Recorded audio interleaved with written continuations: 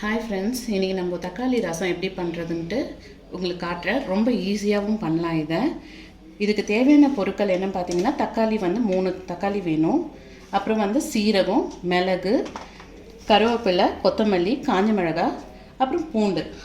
இப்போ நம்ம இடித்து வச்சுக்க வேண்டியது என்னென்னா, சீரகமும் மிளகும் ஒரு ஸ்பூன், அதாவது சீரகம் 1 ஸ்பூனு, 1.5 ஸ்பூன் கூட எடுத்துக்கலாம். 1.5 ஸ்பூன் சீரகம், 1.5 ஸ்பூன் மிளகு எடுத்துக்கிட்டு நம்ம இடித்து வச்சிட்ட அப்புறம் உங்களுக்கு காட்டுறேன். 3 தக்காளி போட்டு வச்சுருக்கோம்ல, போட்டு தண்ணியில் போட்டு நல்லா பிசைஞ்சிக்கலாம்.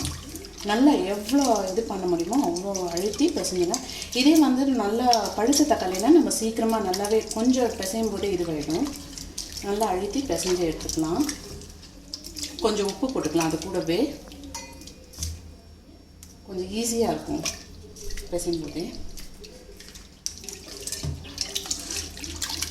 இது பிசைஞ்சிட்ட அப்புறமா ஆக்சுவலி இதுக்கு தக்காளிக்கு ஏற்ற அளவில் நான் தண்ணியும் இந்த சொம்பு அளவில் 2 சொம்பு அளவில் நான் தண்ணி ஊற்றிருக்கேன். எண்ணெய் சூடாயிடுச்சு. கொஞ்சம் கடுகு போட்டுக்கேன்.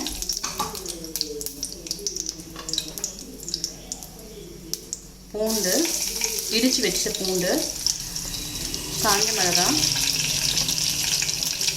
கொஞ்சோண்டு கருவேப்பிலையும் கொஞ்சம் கொத்தமல்லியும் போடுறேன். தக்காளி நம்ம பிசைஞ்சு வச்சுருக்கோம் இல்லையா, அதையும் இதில் அப்படியே ஊற்றிடலாம். கொஞ்சம் இதுவாகட்டும், இந்த காஞ்ச மிளகாய் கொஞ்சம் இதுவாகிட்டோம். இதுவாகிட்டோம்னா நம்ம அதை ஊற்றிக்கலாம். நடுவுலேயே நான் என்ன பண்ணிட்டேன், அரைச்சியும் எடுத்துகிட்டு வந்துட்டேன். அந்த சீரகமும் மிளகும் ரெண்டுத்தையும் அரைச்சிட்டு வந்துட்டேன். சீரகமும் மிளகும் அரைச்சிட்டு வந்துட்டேன். அந்த தக்காளி இதுக்கு சாரை அப்படியே எடுத்து இதில் ஊற்றிட்டேன். ஆன் பண்ணிட்டியா? ஏற்கனவே நான் உப்பு போட்டிருக்கேன். பிசையும் போதே கொஞ்சம் உப்பு போட்டிருக்கேன். இன்னும் கொஞ்சம் நான் சேர்த்துக்கிறேன். கொஞ்சம் லைட்டாக கொதி வரும்போது நம்ம அரைச்சி வச்சதை அதில் ஆட் பண்ணிக்கிட்டு கொத்தமல்லி கருவேப்பிலை போட்டு இறக்கிட்டா தக்காளி ரசம் முடிஞ்சிடுச்சு.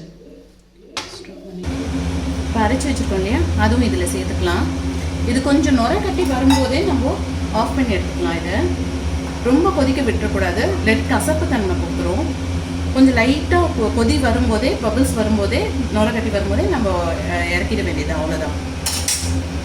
லைட்டாக சைடில் கொதியெலாம் வந்துட்டுருக்கு. மிச்சம் இருந்தது இல்லையா கொத்தமல்லி கருவேப்பிலை, அதையும் இதில் ஆட் பண்ணிடுறேன். போட்டுட்டேன். இதில் கொத்தமல்லி கருவேப்பிலை போட்டு கடைசியாக இது பண்ணோம் இல்லையா, அது அப்புறம் இந்த கொதி வந்துடுச்சு. இப்போ நான் ஆஃப் பண்ணிடுறேன். நான் இப்போ ரசத்துக்கு கூட சிக்கன் வறுவல், அது வெறும் சிக்கன் இது மிளகாத்தூள்லாம் போட்டு அது வறுவல் எப்படி பண்ணுறதுன்ட்டு உங்களுக்கு காட்டுறேன். இப்போ நம்ம ஈஸியாக எப்படி சிக்கன் பண்ணுறதுன்ட்டு காட்டுறேன். வெங்காயம் தக்காளி எதுவுமே வேண்டாம் நம்மளுக்கு. ஏன்னா ஸ்கூல் வேறு இப்போ பசங்களுக்கு திறக்கிறதால இது காலையில் சீக்கிரமாகவே நம்ம பண்ணிடலாம். இப்போ ரசம் வச்சாச்சு. அதுக்கு கூட நான் என்ன பண்ணுறேன்னா, இது வீட்டு மிளகாத்தூள், அப்புறம் கரம் மசாலா, கொஞ்சம் மஞ்சள் தூள், அப்புறம் சிக்கன் மசாலா தூள்ன்னுட்டு ஆச்சிது இருக்குது, அதை கொஞ்சம் நான் போட்டிருக்கேன். அப்புறம் மல்லித்தூள், அப்புறம் இந்த வெறும் மிளகாத்தூள் எல்லாத்தையும் போட்டு பிசைஞ்சிக்கிறேன். பிசைஞ்சிட்டு அது கூடவே நான் இஞ்சி பூண்டு பேஸ்ட்டு நான் கொஞ்சம் வச்சுருக்கேன், அதையும் இதோடு சேர்த்து பிசைஞ்சிக்கிறேன்.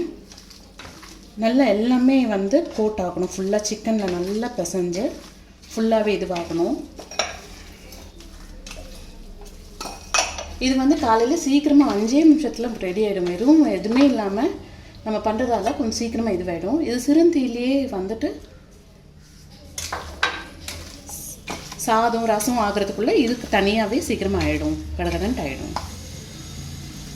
பசங்களும் இது விரும்பி சாப்பிடுவாங்க. இதை ஸ்பூனில் எடுக்காமல் அப்படியே நான் சிக்கனுக்கு உப்பு போட்டேன். ஆக்சுவலி இன்னும் கொஞ்சம் நான் சேர்த்துக்கிறேன். இந்த சிக்கனுக்கு ஏற்ற அளவுக்கு உப்பு போட்டால் போதும். கொஞ்சோண்டு எண்ணெய் ஊற்றிக்கிறேன். அந்த சிக்கன் இதுவாகிற அளவில் எண்ணெய் ஊற்றினாலே போதும். அப்புறமா வேணும்னா கூட நம்ம இது பண்ணிக்கலாம், ஒன்றும் இது இல்லை. கொஞ்சம் எண்ணெய் சூடாகிட்டோம்.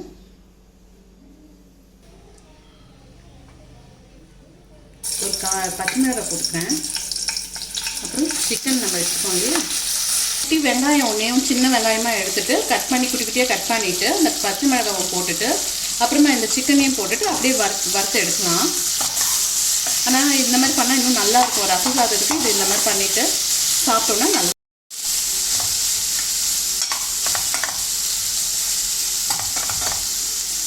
பண்ணிகிட்டே இருந்தோம்னாவே இது வெந்துடும். சிக்கன் சீக்கிரமாகவே வெந்துடும். தண்ணிலாம் ஆட் பண்ணக்கூடாது, கொஞ்சம் கூட தண்ணி ஆட் பண்ணக்கூடாது. சிறுந்தீயில் வச்சுட்டு, சரி வேறு எதாவது வேலை இருந்தால் கூட இது சிறுந்தீ வச்சுட்டு அதுலேயே கலரி விட்டுகிட்டே இருந்தீங்கன்னா ஆட்டோமேட்டிக்காக இதுவாகிடும். சிறுந்தீயில் வச்சுட்டு இது தட்டு போட்டு மூடிடலாம் கொஞ்ச நேரம். இப்போ நம்ம ஓப்பன் பண்ணி பார்க்கலாம் வெந்துருச்சான்னுட்டு. எதுவுமே ஆகாது, நம்ம அப்படியே விட்டோம்னா கூட அது ஒட்டவும் ஒட்டாது. சிக்கன் நல்லாவே வெந்துருச்சு. அப்படியே பெரட்டி விட்டு பெரிய தீ வச்சு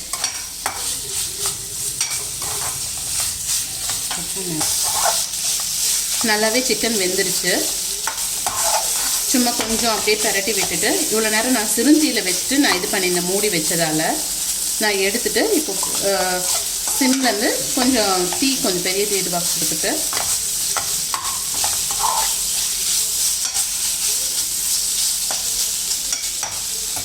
நல்லாவே வெந்துருச்சு சிக்கன்னு. ஒரு 5 மினிட்ஸ் வந்து அப்படியே விட்டுட்டு ஆஃப் பண்ணிட வேண்டியதுதான். நம்ம சிக்கன் நல்லா வெந்துருச்சு. நம்ம கருவேப்பிலை கொஞ்சோண்டு போட்டுக்கலாம் அது மேலே. அப்புறம் கருவேப்பிலை கொத்தமல்லி கொஞ்சோண்டு போட்டுக்கலாம். போட்டுட்டு ஒரு பெரட்டிட்டு ஆஃப் பண்ணிடலாம். இது பண்ணி பாருங்கள், சூப்பராக இருக்கும், டேஸ்ட்டாக இருக்கும். பசங்களும் திருப்பி கேட்பாங்க இதே மாதிரி பண்ணி கொடுன்ட்டு. ஆனால் வெங்காயத்தோடு பண்ணுறதோடு இந்த மாதிரி பண்ணி பாருங்களேன், இது டேஸ்ட்டே ரொம்ப நல்லா இருக்குது இதுக்கு. ஓகே, நம்ம ஆஃப் பண்ணிடலாம் இதை. இப்போ சிக்கன் ஃப்ரையும் பண்ணிட்டோம், தக்காளி ரசமும் பண்ணிட்டோம். நீங்களும் ட்ரை பண்ணி பாருங்கள். தேங்க்ஸ் ஃபார் வாட்சிங்.